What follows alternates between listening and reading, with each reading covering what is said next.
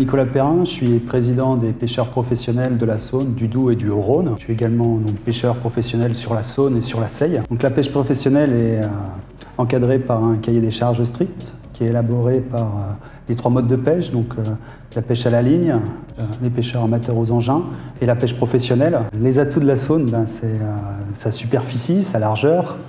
C'est un grand milieu avec une ressource piscicole qui est importante. Son gros défaut, c'est qu'elle est très canalisée, donc elle est très droite, ce qui fait peu d'habitat pour protéger que ce soit la faune ou la flore. La pêche professionnelle a évolué, elle a régressé, on va dire, depuis les années 70 jusqu'en 2012, dû à l'arrivée des poissons de mer dans les terres. Donc, la pêche professionnelle a eu du mal à relancer la consommation de l'ensemble des poissons. Le poisson est vendu en circuit court, en majorité à la restauration. On a quelques pêcheries qui vendent sur les marchés. Comme on peut le constater, la Saône a de multiples facettes, y compris une ressource piscicole qui est intéressante. Et important, c'est de consommer l'ensemble des poissons.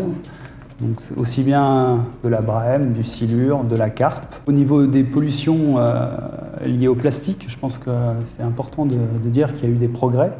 Par exemple, avec l'interdiction des sacs plastiques dans tout ce qui est supermarché.